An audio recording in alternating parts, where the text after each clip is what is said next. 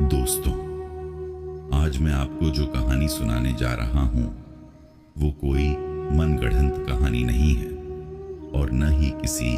अगर आपको लगता है कि द कॉन्ज्यूरिंग या एनाबेल जैसी फिल्में सिर्फ कल्पना होती हैं, तो आज की यह दास्तान आपका यह वहम हमेशा के लिए तोड़ देगी। आज हम बात कर रहे हैं द हिंसडेल हाउस की। एक ऐसा घर जिसने एक हंसते खेलते परिवार की जिंदगी को जीते जी नर्क बना दिया। अपनी सांसें थाम लीजिए, क्योंकि आज का सफर बहुत ज्यादा अंधेरा और डरावना होने वाला है।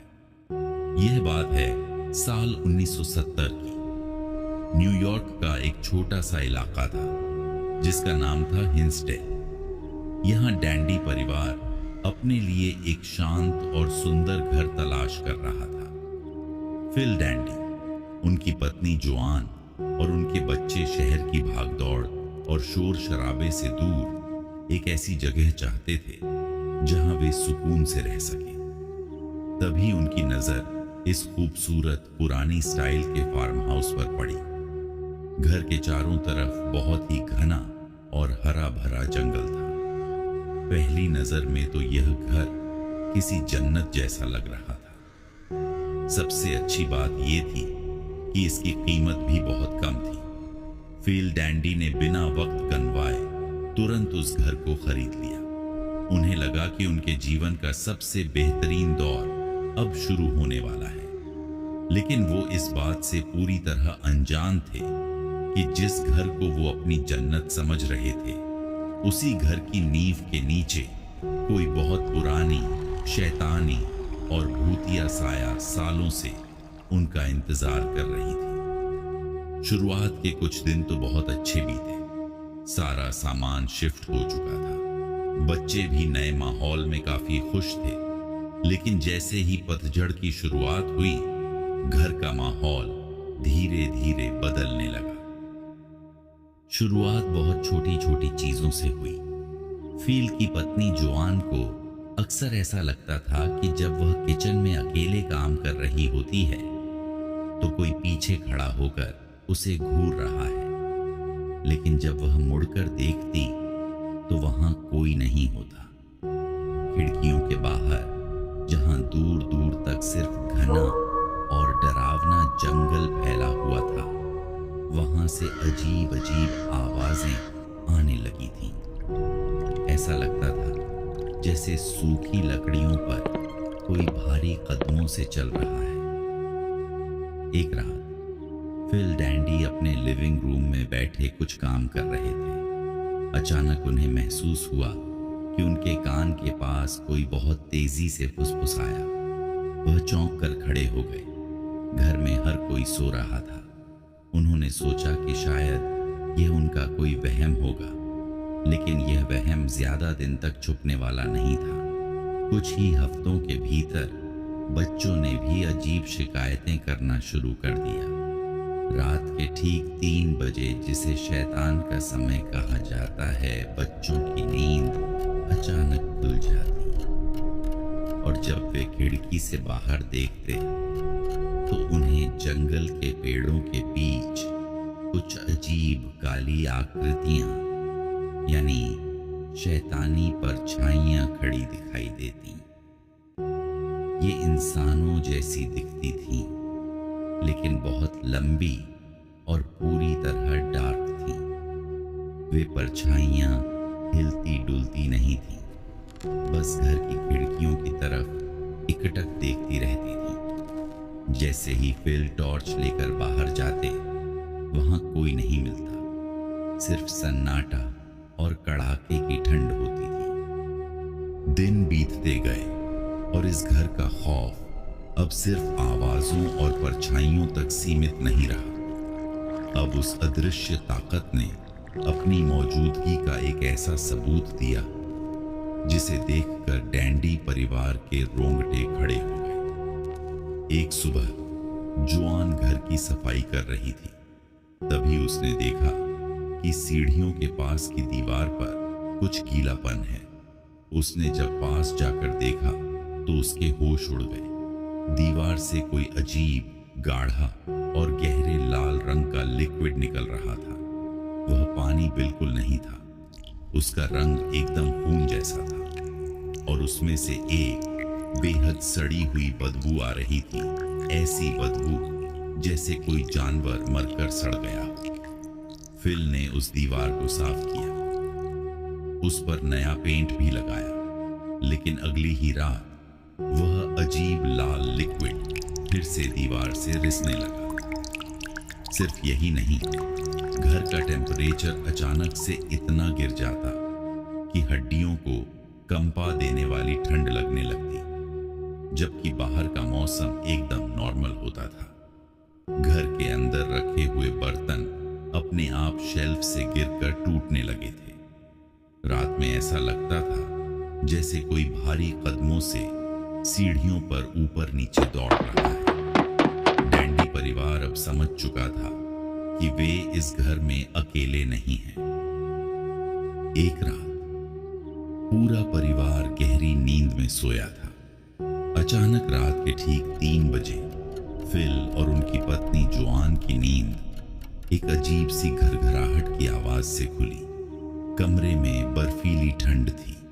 जैसे ही फिल ने बेड के कोने में देखा, उनके होश उड़ गए।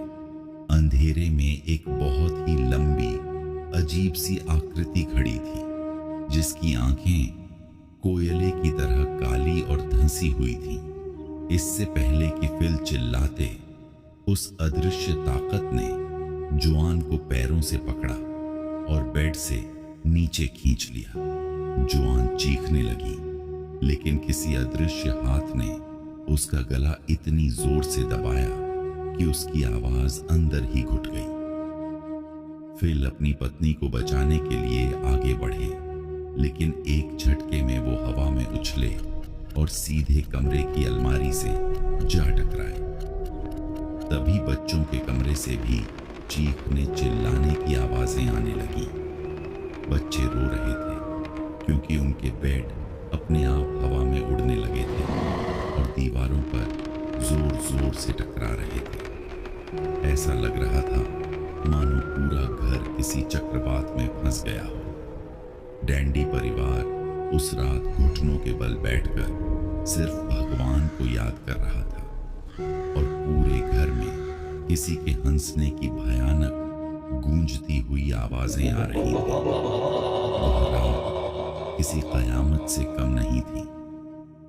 हिंसडेल हाउस का वो शैतान अब इस परिवार को तड़पा तड़पा कर मारना चाहता था। वह उनके दिमाग पर कब्जा कर रहा था ताकि वे खुद एक दूसरे की जान ले लें। एक शाम पूरा परिवार डिनर टेबल पर बैठा हुआ था। घर में अजीब सा सन्नाटा था। अचानक फिल डैंडी के हाथ से चम्मच छूटकर गिर गया। उनकी गर्दन एक झटके से टेढ़ी हो गई और उनके मुंह से सफेद झाग निकलने लगा। जोआन डर के मारे चिल्लाई, फिल, क्या हुआ तुम्हें? लेकिन जब फिल ने अपना सिर ऊपर उठाया तो टेबल पर बैठे बच्चों की चीख निकल गई। फिल की आंखें पूरी तरह से काली हो चुकी थीं, सफेदी गायब थी।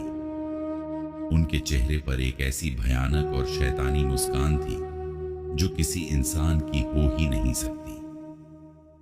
फिल की आवाज एकदम बदल चुकी थी, एकदम भारी और गूंजती हुई। वो बोले, तुम सब मेरे घर में हो और यहां से कोई जिंदा नहीं जाएगा। यह कहते ही फिल ने टेबल पर रखी धारदार छुरी उठाई और अपनी ही पत्नी की तरफ झपट पड़े। बच्चे रोते हुए चिल्लाने लगे, पापा रुक जाओ। घर में खूनी ड्रामा शुरू हो चुका था। फिल अपनी ही बेटी का गला दबाने लगे। उनकी ताकत इतनी बढ़ चुकी थी कि 3 लोग मिलकर भी उन्हें हिला नहीं पा रहे थे। फिर अचानक जैसे ही जोआन ने उनके चेहरे पर पवित्र पानी छिड़का, फिल एक झटके से जमीन पर गिरे और बेहोश हो गए। जब उन्हें होश आया तो उन्हें कुछ याद नहीं था। डैंडी परिवार समझ चुका था कि उनके अपने ही पिता के अंदर अब कोई पिशाच रह रहा था। उस शाम के हादसे के बाद डैंडी परिवार को लगा कि मुसीबत टल गई है, लेकिन असली नरक तो अब शुरू होने वाला था। वह शैतानी पिशाच अब सिर्फ कुछ पलों के लिए फिल के शरीर में नहीं आ रहा था, बल्कि उसने फिल डैंडी के दिमाग और शरीर पर पूरी तरह कब्जा कर लिया था। जिस पिता की उंगली पकड़कर बच्चे घूमते थे, अब उसी पिता का साया पूरे घर के लिए मौत का पैगाम बन चुका था।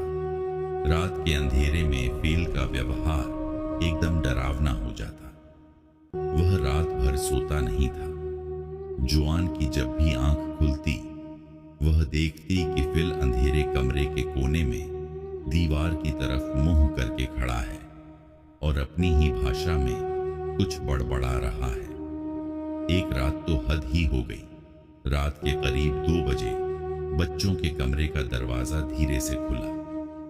बच्चों ने डरते डरते रजाई के अंदर से देखा तो दरवाजे पर उनके पापा खड़े थे, लेकिन उनके हाथ में एक कुल्हाड़ी थी।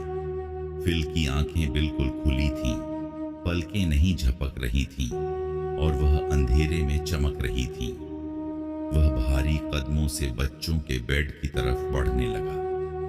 बच्चे खौफ के मारे जम गए। उनकी चीख तक नहीं निकल पा रही थी। फिल ने जैसे ही कुल्हाड़ी हवा में उठाई, जुआन भागते हुए कमरे में आई और उसने फिल को पीछे से पकड़ लिया। फिल ने एक ही झटके में अपनी पत्नी को कमरे के दूसरे कोने में फेंक दिया। उसकी ताकत इंसानों जैसी नहीं थी।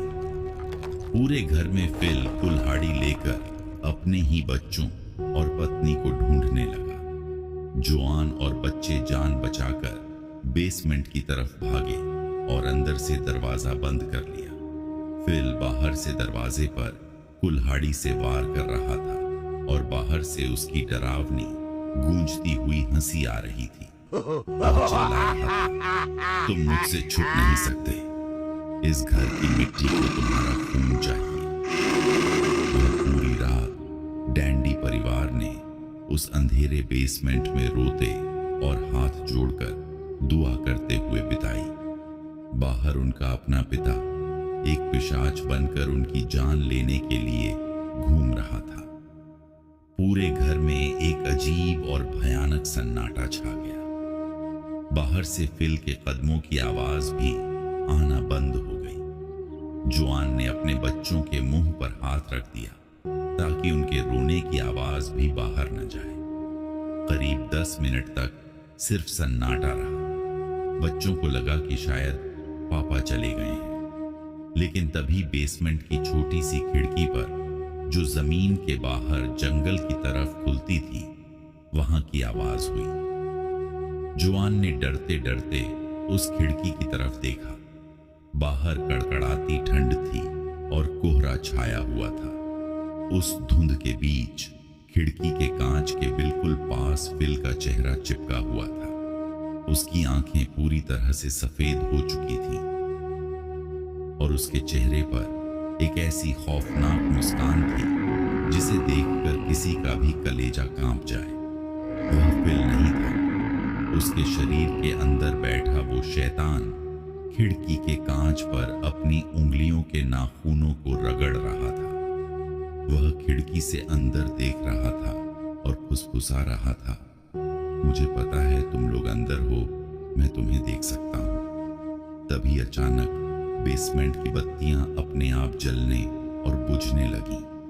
पूरा बेसमेंट तेजी से ठंडा होने लगा, इतना ठंडा कि बच्चों के मुंह से भाप निकलने लगी। डैंडी परिवार को समझ आ गया कि वह पिशाच सिर्फ दरवाजे से नहीं, बल्कि हर तरफ से उन पर हावी हो रहा था। जुआन ने हिम्मत नहीं हारी। उसने बेसमेंट के कोने में रखी एक पुरानी लकड़ी की मेज को घसीटकर दरवाजे के पीछे लगा दिया। उसने बच्चों को गले से लगाया और जोर जोर से भगवान का नाम लेने लगी। जैसे जैसे वो प्रार्थना कर रही थी, घर की दीवारें और जमीन थरथराने लगी, मानो वो पिशाच गुस्से से पागल हो रहा हो। बाहर से फील के चिल्लाने और जानवरों की तरह गुर्राने की आवाजें आ रही थी। यह खौफनाक मंजर पूरे 4 घंटे तक चला। डैंडी परिवार के लिए वो 4 घंटे 4 सदियों जैसे थे। फिर सुबह के करीब 5 बजे जब आसमान में हल्की सी लाली छाने लगी और सूरज की पहली किरण उस शापित जंगल पर पड़ी, तो अचानक वो सारी आवाजें बंद हो गईं। घर की खौफनाक चीख गायब हो गई और माहौल नॉर्मल हो गया। जुआन ने धीरे से बेसमेंट का दरवाजा खोला। बाहर का नजारा देखकर उसके होश उड़ गए। पूरे लिविंग रूम की दीवारों पर कुल्हाड़ी के गहरे निशान थे और फिल डैंडी जमीन पर बेहोश पड़ा हुआ था।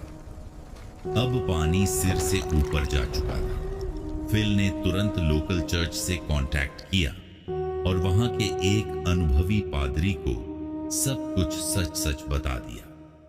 पादरी ने पहले तो यकीन नहीं किया, लेकिन जब वह खुद उस घर में आए तो कदम रखते ही उन्हें एक भारीपन महसूस हुआ। उन्होंने तय किया कि इस घर का शुद्धिकरण करना होगा, यानी एक्सोर्सिज्म करना होगा। वह रात इतिहास की सबसे भयानक रातों में से एक थी। पादरी ने अपने साथ पवित्र जल और बाइबल ली। जैसे ही उन्होंने प्रार्थनाएं पढ़ना शुरू किया, पूरे घर में मानो भूचाल आ गया। खिड़कियां अपने आप जोर जोर से हिलने लगीं। घर के अंदर एक बर्फीली हवा का झोंका चला, जिसने सारी मोमबत्तियां बुझा दी और फिर दीवारों के पीछे से चीखने की आवाजें आने लगीं। ऐसा लग रहा था जैसे सैकड़ों तड़पती हुई आत्माएं एक साथ चिल्ला रही हों। अदृश्य हाथों ने पादरी को इतनी जोर से धक्का दिया कि वो दीवार से जा टकराए। वह पादरी जिसने अपनी जिंदगी में कई अजीब केस देखे थे, इस घर की भयावहता को देखकर पूरी तरह डर गया। वह समझ गया कि यह कोई मामूली आत्मा नहीं है, बल्कि एक बहुत ही शक्तिशाली पिशाच है। पादरी अपनी जान बचाकर अपना सारा सामान वहीं छोड़कर उस घर से बाहर भागा और दोबारा कभी पीछे मुड़कर नहीं देखा। पादरी के भाग जाने के बाद डैंडी परिवार पूरी तरह टूट गया। उनकी आखिरी उम्मीद भी खत्म हो चुकी थी। उन्हें समझ आ गया था कि इस घर में रुकने का मतलब है सिर्फ और सिर्फ मौत। उसी रात बिना अपना कोई सामान लिए डैंडी परिवार सिर्फ अपनी जान बचाकर उस घर से हमेशा के लिए भाग गया। बाद में जब पैरानॉर्मल इन्वेस्टिगेटर्स ने इस घर के इतिहास को खंगाला, तो जो सच सामने आया वो और भी चौंकाने वाला था।